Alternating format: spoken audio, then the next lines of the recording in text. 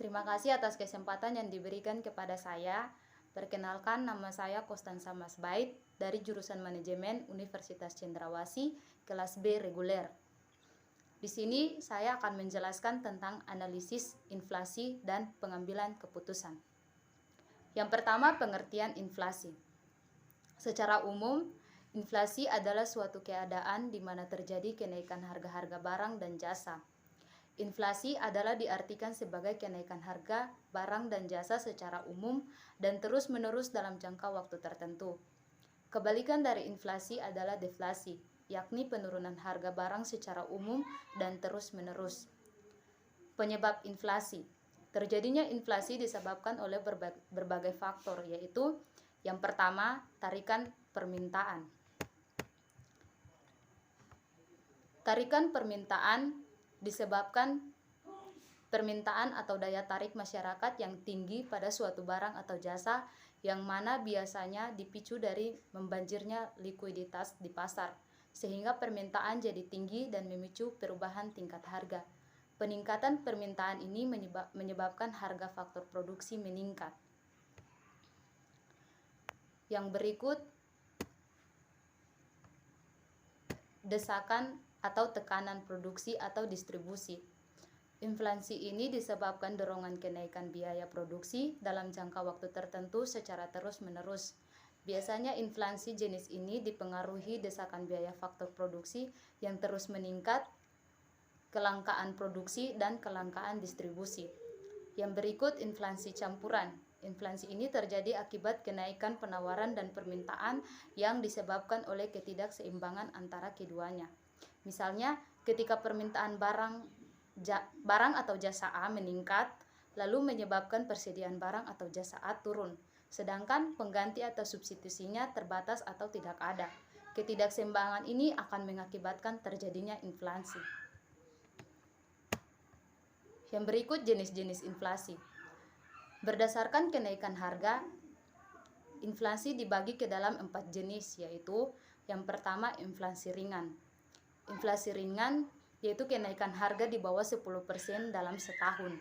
Yang kedua, inflasi sedang, yaitu kenaikan harga di antara 10% dikurangi 30% dalam setahun. Yang ketiga, inflasi berat, yaitu kenaikan harga di antara 30% dikurangi 100% dalam setahun. Dan yang keempat, hiperinflasi atau inflasi tak terkendali, yaitu kenaikan harga di atas 100% dalam setahun. Yang berikut, inflasi berdasarkan asalnya. Berdasarkan asalnya, inflasi dibagi menjadi 2, yaitu inflasi dari dalam negeri dan inflasi dari luar negeri. Ada juga inflasi berdasarkan besarnya cangkupan pengaruh terhadap harga. Berdasarkan besarnya cangkupan pengaruh terhadap harga, inflasi dibagi menjadi 3, yaitu yang pertama, inflasi tertutup. Kenaikan harga yang terjadi hanya berhubungan dengan satu atau dua barang tertentu. Dan yang kedua, inflasi terbuka. Kenaikan harga yang terjadi pada semua barang secara umum. Dan yang ketiga, hiperinflasi, serangan inflasi yang sangat hebat sehingga harga barang atau jasa terus berubah dan meningkat setiap saat. Akibatnya orang-orang tidak dapat menahan uang lebih lama karena nilai uang terus merosot. Yang berikut, dampak inflasi. Terjadinya inflasi tentu memberikan dampak yang beragam. Bukan hanya negatif tetapi juga ada yang positif.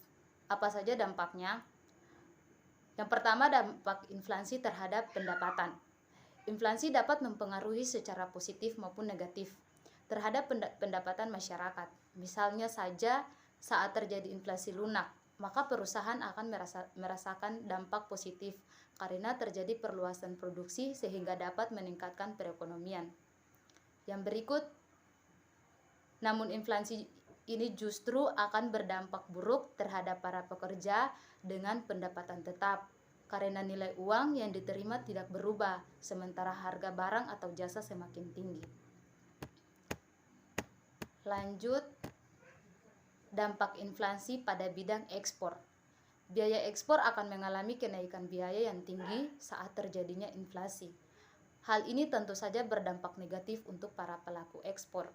Kenaikan biaya tersebut juga akan membuat kemampuan ekspor suatu negara berkurang karena kalah saing dengan barang dari negara lainnya. Pada akhirnya, pendapatan devisa hasil ekspor pun akan berkurang. Yang berikut dampak inflasi terhadap minat menabung. Pada saat inflasi terjadi, minat menabung seseorang akan semakin berkurang karena bunga yang didapatkan menjadi jauh lebih kecil. Sedangkan penabung tetap harus membayar biaya administrasi tabungan yang dimiliki. Lanjut, dampak inflasi terhadap perhitungan bahan pokok. Inflasi juga akan membuat perhitungan dan penetapan harga bahan pokok menjadi lebih sulit karena bisa jadi terlalu kecil ataupun terlalu besar. Hal ini disebabkan oleh prediksi persentase inflasi di masa yang akan datang tidak akurat, sehingga proses penetapan harga pokok dan harga jual menjadi tidak tetap. Yang berikut yaitu cara menghitung inflasi. Menghitung laju inflasi di Indonesia umumnya dapat dilakukan dengan menggunakan 3 indikator, yaitu Indeks Harga Konsumen atau IHK, yang merupakan rata-rata yang dihasilkan dari perubahan harga barang atau jasa yang dikonsumsi konsumen pada periode waktu tertentu. Deflator PDB yang berfungsi sebagai indeks untuk menunjukkan perkembangan harga di bidang produsen, dan Indeks Harga Perdagangan Besar atau IHPB yang digunakan untuk mengukur harga yang terjadi pada perdagangan grosir. Perhitungan Indeks Harga Konsumen atau IHK atau Consumer Price Index atau CPI. Untuk menghitung inflasi tahunan kita harus terlebih dahulu menghitung indeks harga konsumen. CPI meliputi seluruh biaya dasar yang dibutuhkan oleh seseorang konsumen dalam aktivitasnya sehari-hari seperti rumah, beras, minyak, gula, tepung, dan biaya ke dokter, dan lain-lain. Biaya seperti ini disebut juga dengan istilah Cost of Living Index. Yang berikut, lanjut, tujuan perhitungan inflasi. Ada beberapa tujuan umum yang diperoleh dengan dilakukannya perhitungan IHK atau CPI ini, yaitu yang pertama, bagi investor kategori real investment yang berkeinginan investasi ke suatu negara bisa menjadikan informasi ini sebagai salah satu pendukung rekomendasinya. Adapun pengertian real investment adalah investasi nyata, secara umum melibatkan aset berwujud seperti tanah, mesin-mesin atau pabrik.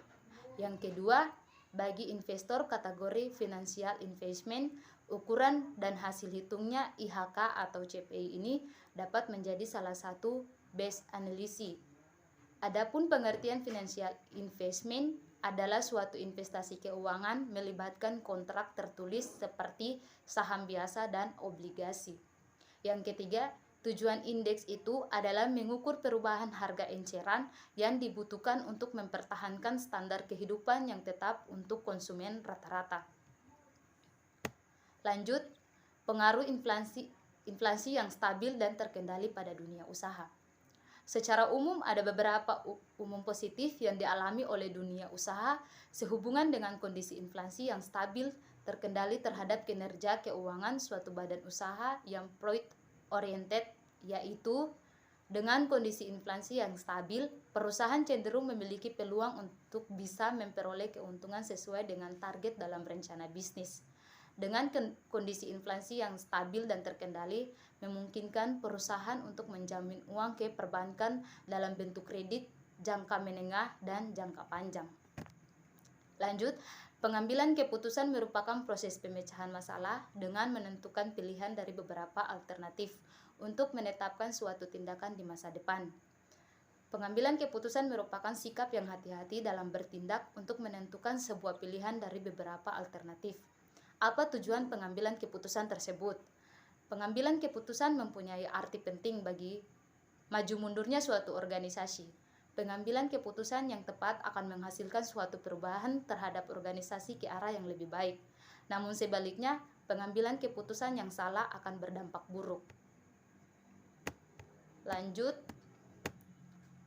bagaimana bentuk hubungan antara inflasi dan pengambilan keputusan? Hubungan antara inflasi dan pengambilan keputusan adalah keputusan yang diambil untuk menangani atau mengurangi inflasi.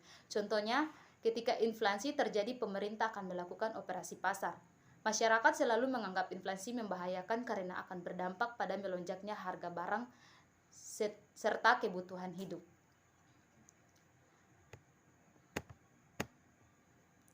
Sekian dan terima kasih. Inilah presentasi dari hasil kerja saya.